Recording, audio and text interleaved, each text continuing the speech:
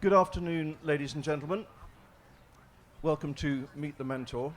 And we're very lucky to have Dr. Fareed Zakaria with us, who I think everybody, or most people, will have heard speak very inspirationally yesterday morning. Just by way of introduction, quickly about me, and it's definitively not about me, but I'm a trustee, Jamie Lowther-Pinkerton. I'm a trustee of the Varkey Foundation. I'm a recipient of a liberal education at the hands of Tony Little's predecessors, I think it's fair to say. And just to sort of put into context the stuff which he said yesterday, I did fail a lot in my education, so I know about failure. Since then, I've been a British Army officer. I was in the SAS, which is the British Special Forces, for a number of years. And over the last 10 years, I've been the Chief of Staff to the younger generation of the royal family, so the Duke and Duchess of Cambridge and Prince Harry. Turning to Fareed, I mean, really there is no introduction necessary, except to say I'm going to pull out a few sort of bon mots. One is that he obviously hosts the CNN's flagship international affairs program. He's the editor-at-large of Time, a Washington Post columnist, and a best-selling author. And I have to throw in at this point that I'm a member of Chatham House, which is the only thing I've ever done in a sense of any intellectual stimulation, having not had a tertiary education. So I throw that in just to sort of keep a bit of parity going, Fareed. What we're going to do is we're going to unashamedly go and have a bit of a deep delve into various aspects of geopolitics and geostrategy. We're going to talk, or Fareed is going to talk for 20 to 30 minutes, something like that, and then we'll throw it open to questions from you folks. I think because we've got, and saving your presence, one of the great commentators of the world with us here today, we might keep questions about the Donald and the presidential campaign to your questions at the end. But please, Fareed has very kindly agreed to answer questions, I think you have anyway, on that issue. So to start off, I'll give a bit of a sort of entree to put my question in context. Yesterday morning, in your brilliant tour d'horizon, you spoke convincingly and optimistically about various countries in the world where the general trends, I think you used the expression, the arrow is flying in the right direction. In terms of global stability, however, this can hardly be said of Russia. A couple of years ago, I had the privilege of listening to you interview President Clinton at this forum. And one comment the president made back then in the context of the deteriorating situation in Ukraine, which was very prevalent at the time and still is, was that this is all about Russia redefining its own greatness. With Russian actions since, and particularly its intervention in Syria, that phrase has come back to me time and again. I haven't forgotten it. My question, therefore, Fareed, my first question, speaks directly to what the president said then, and it has a couple of parts to it, if you don't mind. The first is, how can we in the West meet this challenge without understanding, having an implicit understanding of what that definition of Russian greatness means to the Russian people themselves, and most particularly to President Putin? Is it the old sphere of influence of the Soviet Union, or even Tsarist Russia? Is it protecting the frontiers of the Russian Federation? Following on from that, Fareed, if I may, is to ask you to put into context the Russian bid, if you like, for great power status with what has emerged in terms of the new multipolarity around the world.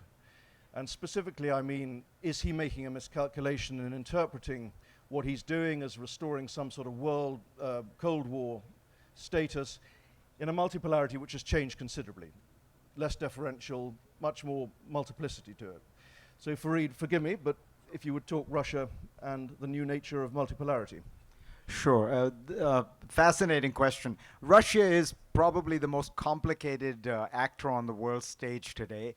But I think fundamentally one has to remember Russia is not so much a great power as it is a great power vacuum, by which I mean Russia has now been in almost continuous decline for 25 years. If you think about the territory of the former Soviet Union, the resources of the former Soviet Union, the armed forces of the former Soviet Union, the nuclear arsenal of the former Soviet Union, Russia is a shadow of what it once was.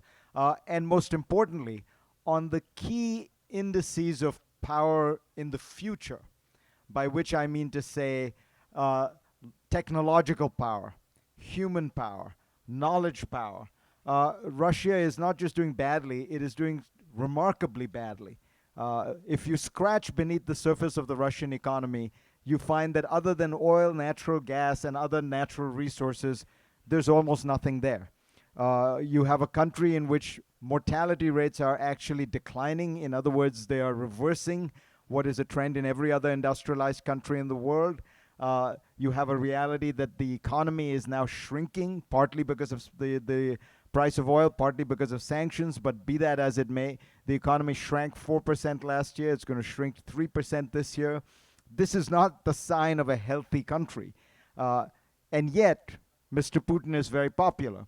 Why? Well, part of the reason is that one of the ways Putin has understood how to manage this Russian decline economically, technologically, demographically, is foreign adventures. A friend of mine, Garry Kasparov, who is the world chess champion and now a leading dissident in off Russia, said to me, there's an old Soviet joke, which is that we always have a battle between the television and the refrigerator. He said, what I mean by that is we turn on the television and we love what we see. Putin standing up to the West, Putin intervening in Ukraine, Putin annexing Crimea, Putin sending forces into the Middle East. Feels like Russia is really important. And then we turn off the television and open the fridge, and it's empty. And the battle in Russia is a battle between the television and the refrigerator. And I said to him, well, I assume that eventually the refrigerator wins, right? He said, no, this is Russia. We can't be sure. There is a long history of venerating this kind of strong-arm tactics, the strong man, and it's clearly working, and it's both impressive in its own way politically that Putin is able to pull this off. It's also worrying because what you have in Vladimir Putin is a single-person dictatorship of a kind that really is very unusual. It is much less stable, much less legitimate than most autocracies. I mean, you think of an autocracy, it's a monarchy, there is a established mechanism of succession. Even the Soviet Union, the Communist Party, there was a mechanism. There was a central committee, there was a Politburo. If the president died, you knew that there would be a meeting of the Politburo, they would elect somebody else, life would go on. What happens if Vladimir Putin were to fall off one of his horses one day? Nobody knows. It is a single-person dictatorship of a kind that, a few small African countries continue to have. But remember, this is a country with 3,000 nuclear weapons, a veto in the UN Security Council, spans 10 time zones, and has all these forces all over the world. So what is he trying to do in the Middle East and in Ukraine? I think in both cases you have to recognize this is an attempt to shore up a declining position rather than some kind of bold, aggressive adventure.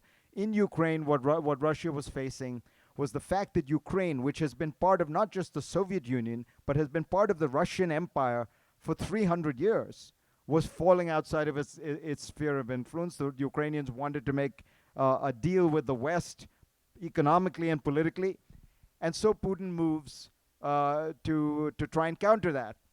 We can debate how successful it has been. I'll point out it has united Europe against him. It has imposed sanctions on him.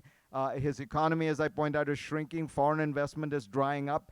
It strikes me as an odd measure of success to regard all this as beneficial for Russia. But politically, as I say, it has certainly maintained his popularity. In Syria, Russia has one Middle Eastern client left. If you think back to the old Soviet Union, half the Middle East was a Soviet sphere, half the Middle East was an American sphere. They're down to this one country, which is they have some quasi-control over, one warm water port. They don't use that much, by the way. It's entirely symbolic. They just like the idea of having a warm water port for the decrepit Russian Navy to have an opportunity to potentially do something nobody quite knows what.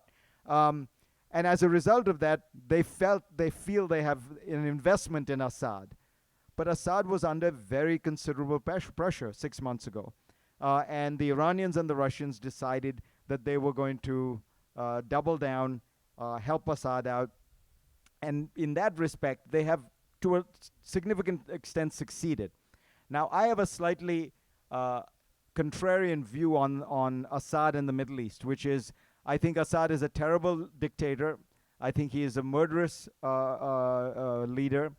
And I think were he to disappear or collapse tomorrow, it would be a humanitarian nightmare in Syria. There are 12 million people who live in the area that Assad runs. Most of them are Alawites, minorities. In some way or the other would be deeply threatened by the kind of Sunni majoritarian Salafi rule that seems likely to happen.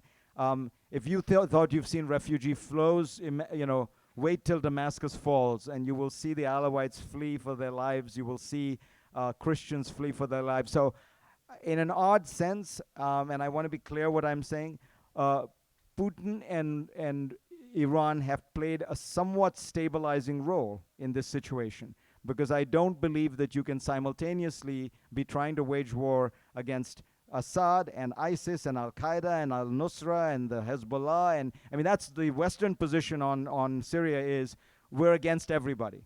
We're against Assad, we're against ISIS, we're against Al-Nusra, we're against Khorasan, we're against the Shiite militias, we're against Hezbollah, which is great. The only question is, who are you for? That's all the people who are fighting. We're against them all. What we are for is the moderate Syrian Jeffersonian Democrats. And we found 5 of them, apparently, according to the chairman of the Joint Chiefs of Staff in sworn testimony. So I think that sometimes even Vladimir Putin can play a constructive or stabilizing role, would be a better word than constructive. So I'm not as upset about Putin's foray there. I don't think it changes the fundamental fact that I'm describing, which is Russia is a great power in decline. Now, the fear that I have from that is a fear that comes out of great powers in decline. So, the historical analogy I think about is Austria-Hungary before World War I.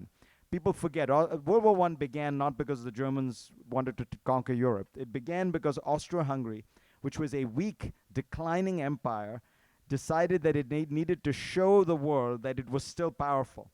And so when they had this assassination of their archduke, of their crown prince, the archduke, they decided to declare war on Serbia, entirely to demonstrate that they could politically and militarily still be in the game. And that seems to me to describe what Putin is doing on a number of these fronts. And it's very dangerous because it always triggers a response, as it has in these cases. And I think the Western response in both cases has been fairly sober and mature. And it is not likely to lead us to some kind of downward spiral. But still, it is worrying that for Putin, these are the ways in which you restore Russian power, by waging war on small countries on your border.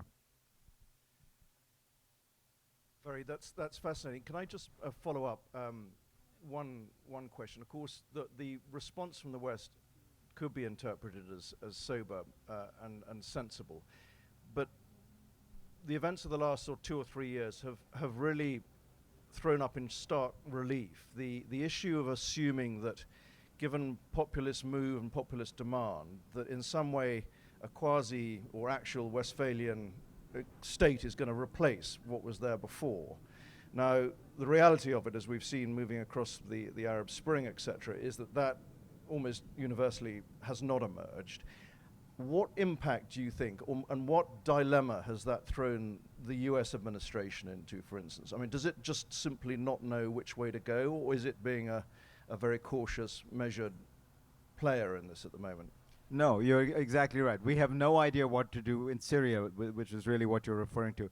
We have no idea what to do in Syria. We don't like Assad. We don't like ISIS. We frankly don't like anyone who's battling in Syria right now. And that, in a sense, is paralyzing the United States. So they say Assad must go, but they don't really want Assad to go if it means ISIS will inherit Damascus, right? And that is, frankly, the most likely scenario. ISIS is the strongest fighting force in Syria outside of Assad. And it is that problem, that is a kind of fundamental strategic problem, which is we don't know whose side we're on. And when you don't know whose side you're on, it's very difficult to have a strategy. I don't say that, by the way, by suggesting there is an easy answer to it. There isn't. What is happening in Syria is a very complicated historical resorting, if you will. Syria is the third of the three great minority regimes in the Middle East. The first was the Christians in Lebanon, and they faced this exact problem in the 1970s. And it took a 15-year civil war, 500,000 people killed, maybe 2 million displaced, and finally, war-wearily, they agreed to a brokered settlement, which ironically the Syrians helped broker. The second great minority regime in the Middle East was the Sunnis of Iraq. We very kindly deposed that regime, but they fought on as an insurgency, and that civil war continues to this day, 10 years later. People don't realize, but Iraq is still in civil war. It is the second most violent country in the world today. 2.5 million people have left Iraq. 400,000 have been displaced, at least. There are higher numbers. So Syria is the third of these minority regimes. The Alawites make up 14% of the country. And here's the problem. In a way, it's even more difficult because it's the smallest. So the Christians probably made up 25% of Lebanon. The Sunnis probably made up 20% of Iraq. The Alawites make up 14% here. So why is that important? Because they know that this is a battle to the end for them. If they get overthrown, there will be a ethnic cleansing or slaughter of the Alawites, so they have every incentive to keep fighting. When people say, why is Assad not going to Geneva? This is the reason. He's not being stupid. It is entirely, he understands the realities of power on the ground. If his regime gets overturned, they only have to look at what happened to the minorities in Iraq next door to see what happens in these circumstances. So there isn't an easy answer here. There is, in almost all likelihood, in my view, what is going to happen in Syria is more bloodshed, more refugees. At some point, a weariness might settle in, and there will be a partition, a de facto partition. I cannot see a scenario in which the Alawites and the Sunnis will live together again. There is a kind of Alawite corridor that you can imagine with access to the sea, and that is probably likely to happen. But and that is in a sense very similar to what's happening in Iraq. It's very similar to what's happening in Libya. These countries were created in 1919. They do not have strong national traditions. You look at Iraq. The problem people keep wondering why the Iraqi army has collapsed after 10 years and hundreds of billions of dollars of training from the United States. And it's important to understand the problem in Iraq is not that there aren't people there who are willing to fight. As you might notice, there are lots of people willing to fight in that region. The problem is the Kurds want to fight for Kurdistan, the Shia want to fight for Shiistan, the Sunnis want to fight for ISIS. Nobody wants to fight for Iraq. So the problem is not that the Iraqi army has collapsed, it's that Iraq has collapsed. The Iraqi army is simply a reflection of that reality. Fareed, thank you. Have a drink. It's roasting. I think that really brings very neatly onto the next question, which is a real sort of epochal question, sort of big hand, small map. And it goes, what you've been talking about really goes to the core of it, which is trying to distill a sort of coherency of understanding about what's going on in a seismic global strategic sense is an absolute prerequisite for certainly for anybody from the outside, whether it's the US or whether it's Europeans or whether it's China or whoever, in being able to contribute to a resolution in a meaningful way. There's a well-worn metaphor which we're all getting a bit sick of, but it does hold some water, which is this being likened to the religious wars of Europe, and eventually the ravaged and exhausted population of Europe coming to the Accords of Westphalia and some sort of state compromise. The tectonics now are as opaque as that, to my mind, in the Middle East. You've got the Sunni Shia, you've got the millennial struggle between the Arab and the Persian, you've got the both branches of Islam, traditionalists and modernizers. You've even got a challenge to the old Westphalian order, as I've mentioned, albeit an Arab version of it, with the Gulf kingdoms and Saudi versus the world views of ISIS and Tehran. Fareed, a very simple question for you, but could you just help us disentangle this a little at the geostrategic level? Well, I think you described it very well. I think that I would put it this way. There are fundamentally two forces in the Middle East that are interacting, and this is what is producing the problem. We've talked about them. The first is the rise of Wahhabi, Salafi, radical Islam, call it what you will. And that is a product of the failure of modernization in the Middle East. So if you looked at the Middle East in the 1950s, it actually looked very modern. You know, if you think of the world of Nasser, this was a world that seemed to embrace modernity. You know, all of those leaders thought of themselves as modernizers in a very Western sense. I mean, Nasser wore suits. He read the New Statesman of London. He had his advisors came from European universities and American universities. It was very much part of a kind of modernization project. By the way, if you'd looked at the places in the world that everyone was sure were going to be stagnant backwaters in those days, it was East Asia. It was Seoul. It was Taipei. That was I mean, people thought of cities like Cairo and Damascus and Beirut as very modern, very cosmopolitan. I mean, remember, Baghdad in 1920 had been a quarter Jewish and a quarter Christian. So this was seen a part of the world that could very easily navigate modernity. Those republics of the 1950s morph into dictatorships. The economic programs turn into corruption and state socialism. The whole thing collapses, and then the oil money provides the regimes with a lifeline, but not the people. And so you actually exacerbate the problem, which is a very strong society, a very strong state, and a very weak society. Into this failure come the fundamentalists who say Islam is the answer. And the thing about the Middle East is, the one thing you can't ban is the language of religion. The one place you cannot ban is the mosque. So all the political discontent and opposition in these regimes started flowing into the mosques, and they started infecting religion. And religious language became the language of opposition to these regimes. And then that process exacerbated and accelerated as the regimes got more repressive. Al-Qaeda was born in the jails of Egypt. It was born as Islamic Jihad in the jails of Egypt. ISIS, by the way, was born in the American prison camps of Iraq, in a camp called Camp Bucca, which is where Baghdadi was.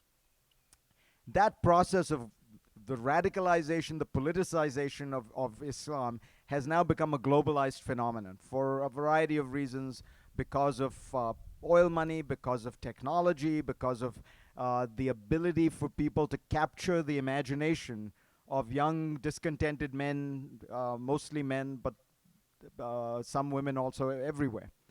And that has been rising for the last 20 or 30 years. It has now coincided with the breakdown of the actual state in the Middle East. So that if you look back 30 years, you had all these stable dictatorships from Libya to Syria. But now they are all highly unstable, fragile, and you discover there's no state apparatus, there is no civil society, there's perhaps no nation. And those two forces are interacting, because into the vacuum, into the chaos, the one organized force everywhere is the jihadi force, because they are able to capture the minds of young people. They have a certain degree of discipline, they have a certain determination. And that means whether you look at Libya, whether you look at Yemen, whether you look at Syria, you see them flourishing. I think what you're asking, though, is how dangerous is it, and how will it end? I think it is less dangerous than people make it out to be, because these people are embroiled in a deep internal civil war right now. They are fighting themselves. Yes, there is the occasional terrorist attack outside that we overreact to. In the United States, for example, since 9/11, that is to say, after 9/11, in the 14 years since, the number of people who have been killed by Islamic terrorists in America is 45. The number of people who have been killed by handguns in America since then is 160,000. The number who have died of car accidents is 175,000. So, just to put that in perspective, it will end probably the way the religious wars in Europe did, with a sort of sorting out, with some kind of truces established. But it will only end in the broader sense when Islam makes its peace with modernity. And when Muslim societies are able to modernize in a way that embraces modernity and does not have to constantly fight this rearguard action against people who claim to be, the true, representing the true religion, creating an Islamic state, and that is an internal Islamic debate that has to be fought and has to be won. And I think people have been too cowardly in fighting that fight. They want to live a modern life. I mean, look around you. Everybody wants to live in the modern world, but they don't want to admit it. They don't want to acknowledge it. They don't want to fight back the forces of regression. Take something as simple as women's rights, right? I mean, there has to be a reckoning and a reform of a religion in which far too many people think it is divinely ordained that women should have half the rights of men, if that. Forgetting, of course, Islam's origins being deeply progressive. I mean, the reason that a woman has half the testimony of a man was that in the 7th century in Arabia, they had no testimony in court. They were not allowed to appear in court. The reason they inherit half of what a man does in the Sharia is because you inherited nothing in the 7th century.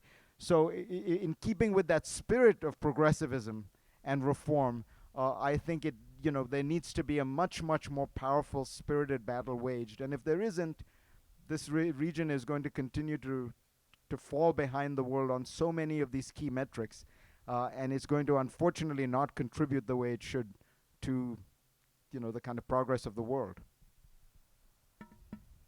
Breed, that's great. I mean, it brings to mind, I can't remember, it was at Chatham House or somewhere, where I heard your point about getting things relative about the danger we encounter at the moment, and actually somebody saying that the Middle East is probably the most troubled part of the world, but the most dangerous part of the world remains, in global sense, the Middle China Sea. I don't know what you would think of that.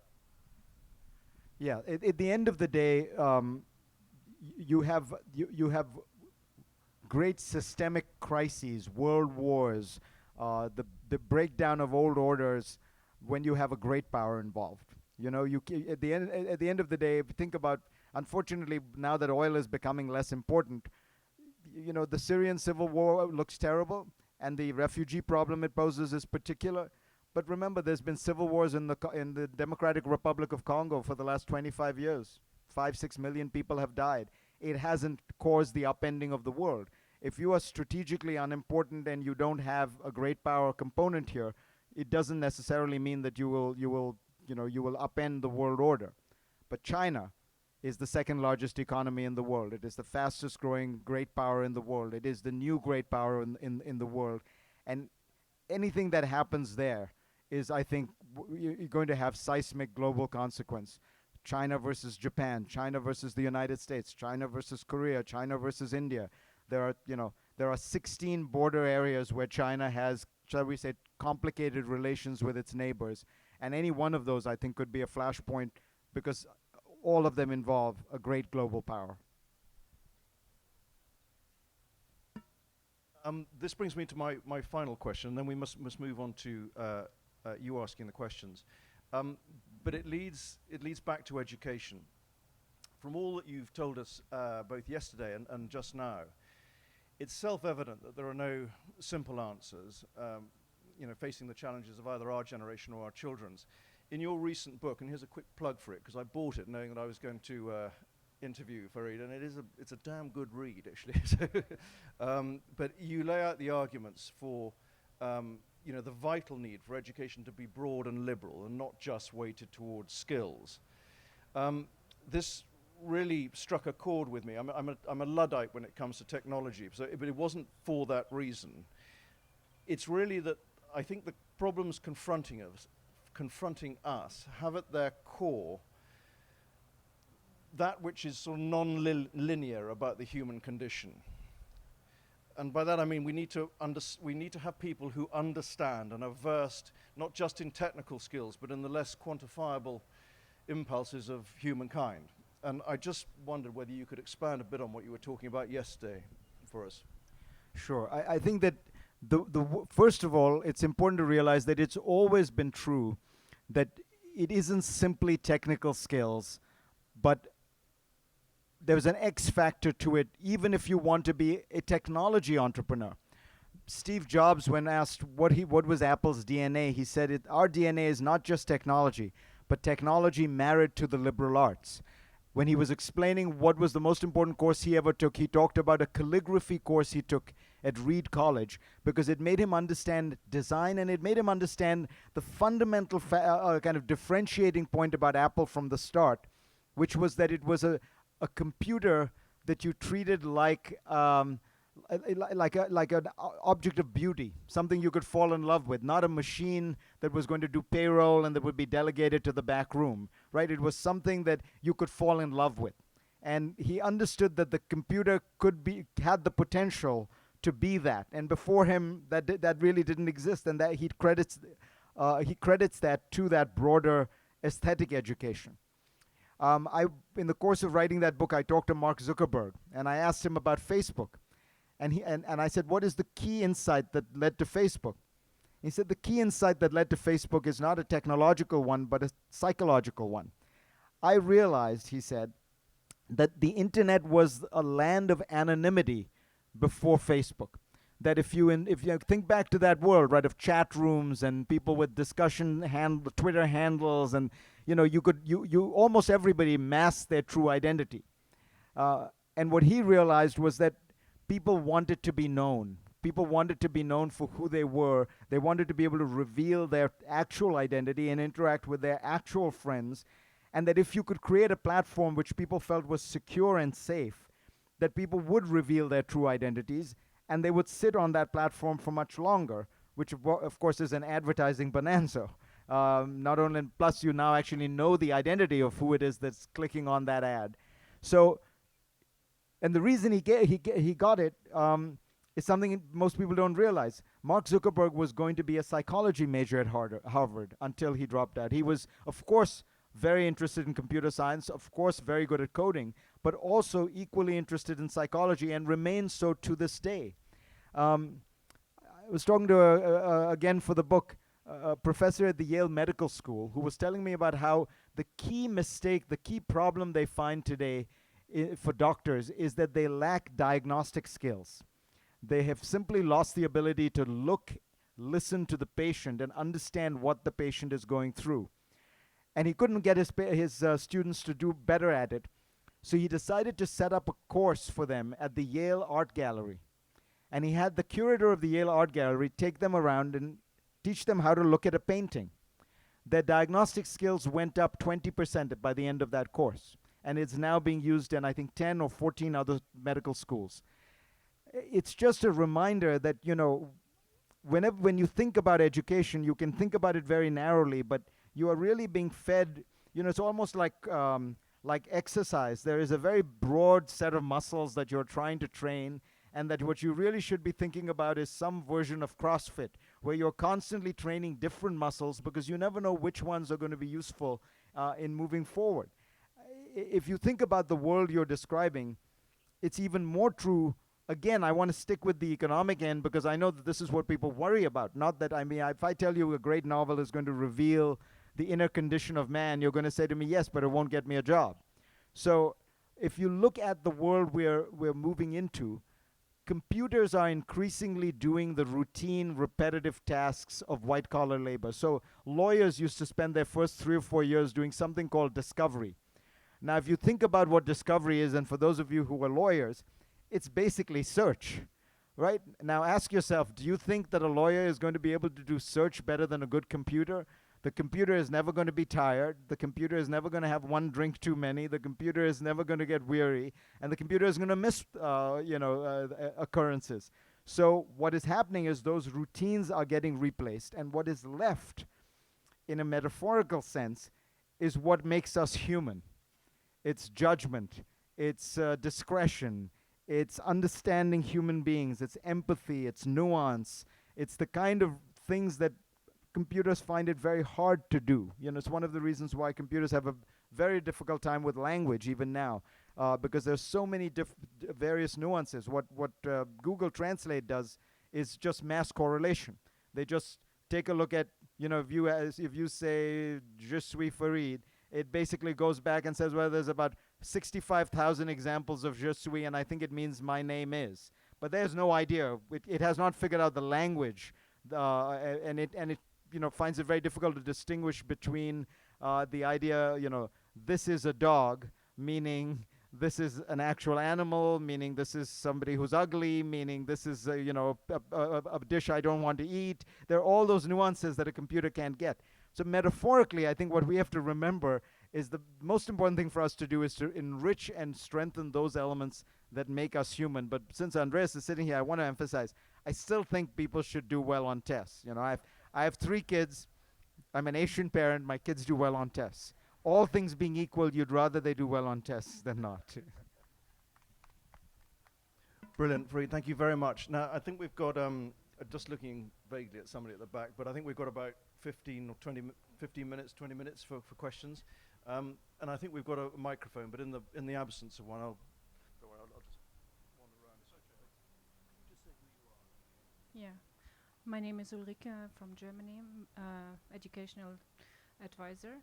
I just wanted to ask one question. Actually, it's a very strange thing that we see, that we have the social media, we have all the access to media, and knowledge should actually be growing. Still, we see all over the world that masses of people are following actually kind of leaders that are arguing on a very low intellectual level. If it's Trump in America, if it's the ISIS, also the level of their argumentation is very low.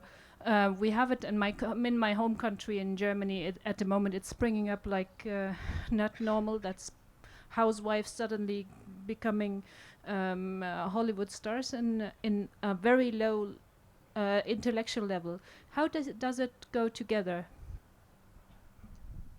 Look, I think it's very simple. When people feel scared, they search for simple answers. And the simplest answer to give somebody who's scared is it's not your fault, it's somebody else's fault. And this has historically been true, throughout history. I think we're going through a particularly bad phase of it. In Europe in particular, I think what has happened is also there is a centrist consensus in European politics that really encompasses all the major parties. So if you look at Europe and you say to yourself, you're a conservative, you're a socialist, you're a social democrat, you all believe in, the social market, you all believe in Europe, most of you believe in the euro, you all believe in the Atlantic Alliance, you all believe in taking in refugees. There's no difference, there's no divergence. So Europe's major parties have left on the table a bunch of issues that were there were people waiting to pick up. And when you scratch them, what you find is people are, there is a market for these ideas. There are anxieties that people have. This is a plausible answer, but I'm not sure I'm ready to believe that this is going to unravel Europe. I think that there's still a lot of power in that centrist consensus in Europe. They have to figure out how to deal with some of these issues. But look, at the end of the day, Merkel faces enormous challenges, but she is the most popular politician in Germany still. Her alliance partners, the Social Democrats, don't disagree with her on any of the major issues she's dealing with. Yes, you now have Frau Petri has come up, and this is unusual in Germany. But remember, in Germany, when the far-right party gets 2% of the vote, people get very worried. She's actually, by European standards, this is not a particularly worrying phenomenon. France has had it. Britain has had it. And, at the end of the day, think of Britain and the whole period of Enoch Powell and the fear of immigration in those days from South Asia. These things do die down after a while. I think they raise themselves in moments of economic anxiety. They do die down. Because at the end of the day, you can't turn back the clock. There are very few. These people have no solutions. Look at Trump's solution. He's going to deport 11 million people. That is the entire state of Illinois would be deported. It's not going to happen. I mean, frankly, compared to our debate, the Europeans are quite sensible. Your far-right parties are merely asking for restrictions and things like that. You're not talking about deporting 11 million people. So I think that this makes a lot of noise, but don't forget that in the end, people people have common sense, and I doubt very much that, particularly in Germany, you will see some kind of massive reversion.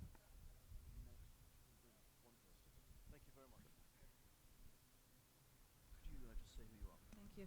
Hi, Farid. My name is Mariam Jam. I'm a tech entrepreneur.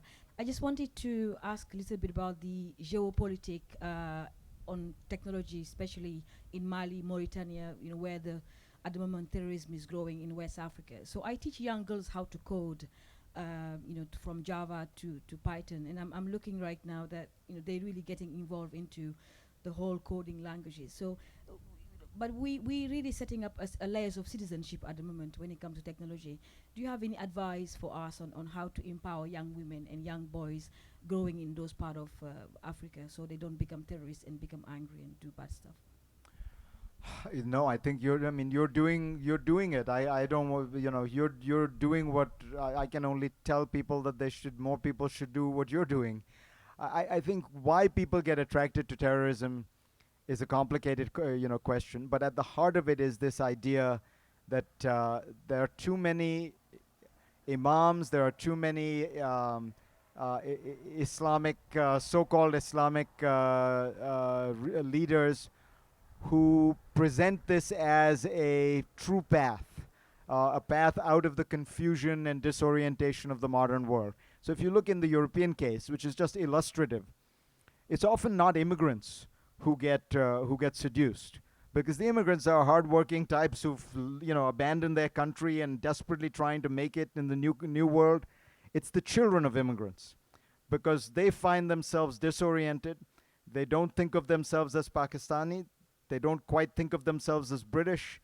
They're one foot in either world. They're not sure how to make sense of it. They've left the old world. They haven't quite arrived in the new world. And into that disorientation comes some guy who says, Islam is the answer. This will make you whole. This will make you, this will give you some purpose larger than yourself.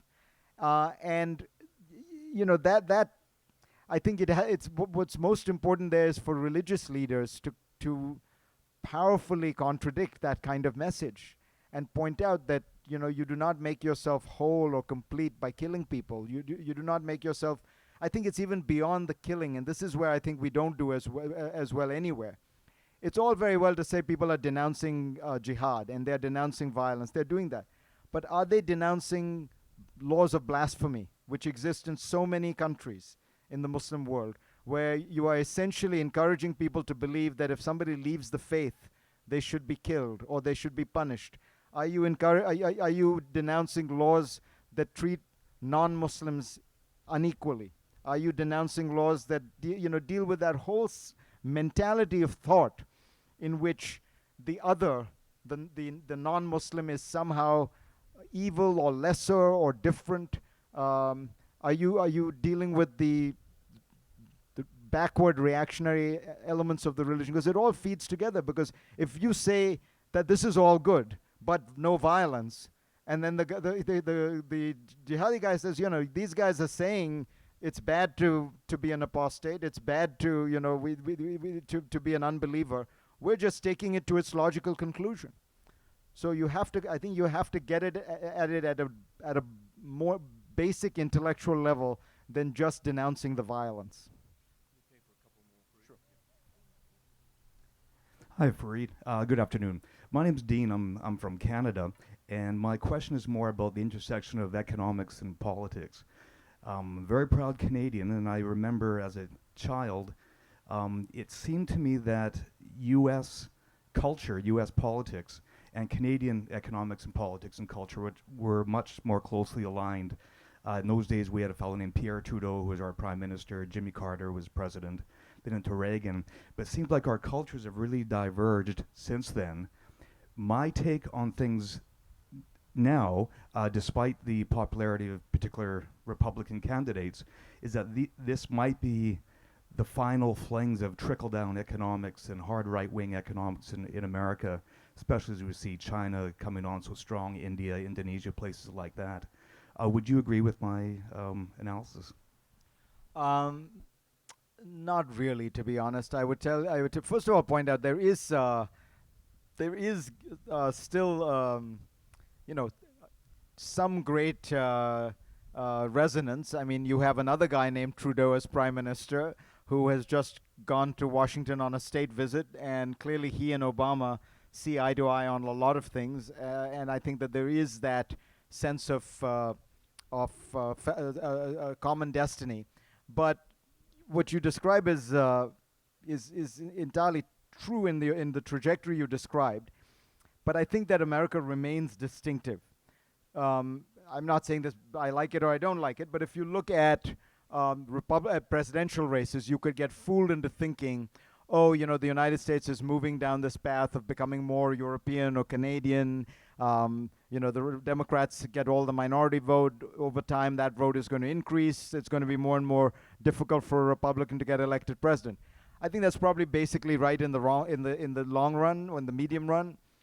But can keep in mind that you have a Republican Senate, a Republican House of Representatives, 36 of the 50 governors are Republican, and I think 37 of the 50 state legislatures are dominated, both houses, by the Republican Party.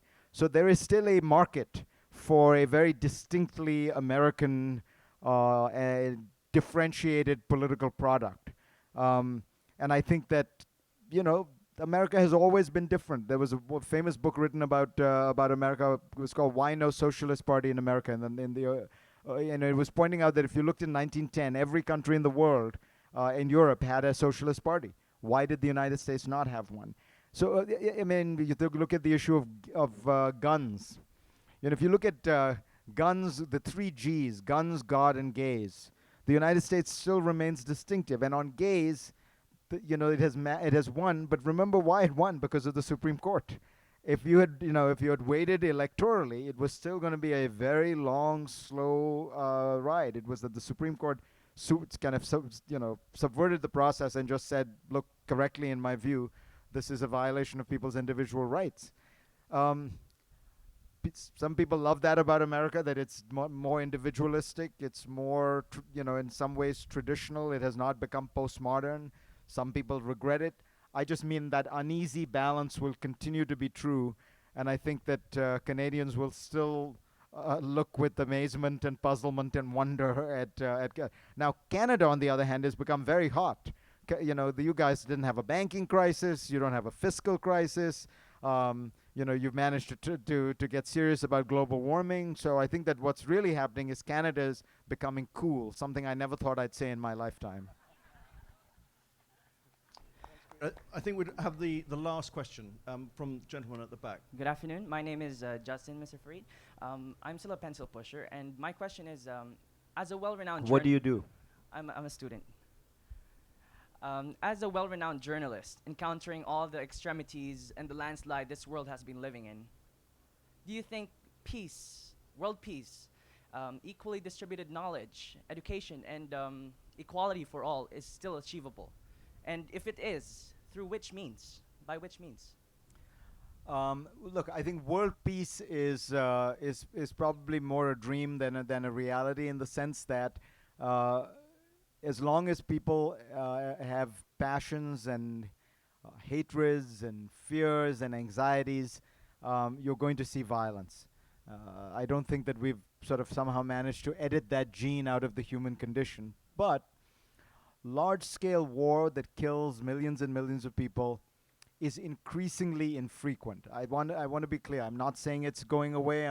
But if you look back over the last 300-400 years, it is clear that the levels of violence in society are going down, both internally and externally. That is, we are living in more peaceful times than we have, even with something as terrible as Syria, because it is happening really only in Syria and a couple of countries in Africa, whereas these things used to happen in 10, 15 places simultaneously around the world.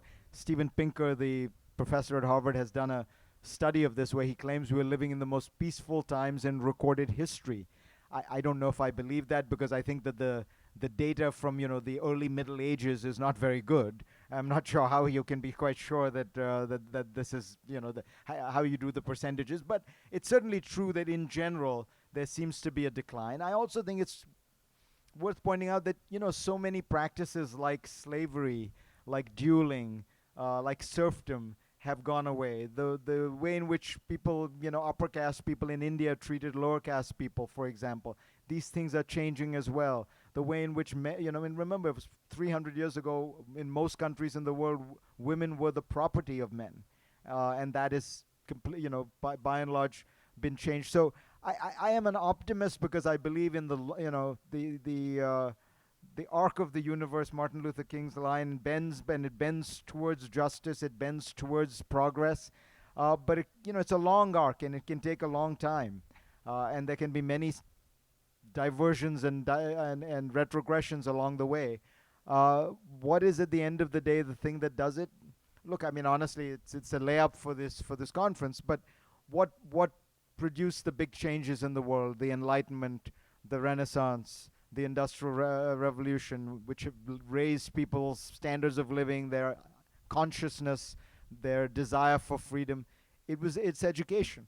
You can look at it in a narrow sense and say, yeah, but when you interview a jihadi, it turns out that he's quite educated. Yeah, educating every single person does not guarantee that they become good people.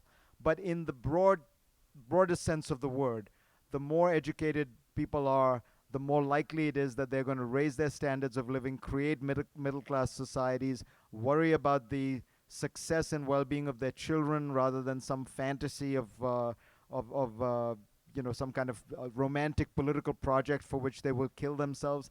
And that is the real importance of education, which is that it transforms whole societies.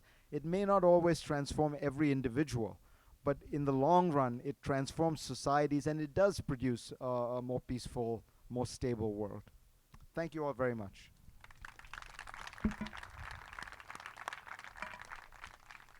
Well, I'm not going to be presumptuous enough to try and summarize that tour de force. It said I had to do that on the little bit of paper I got, but there's no question that I can't do that. It's been absolutely fascinating, and I'm extremely grateful to you, Fareed. So thank you very much. If we could have another round of applause, it'd be great.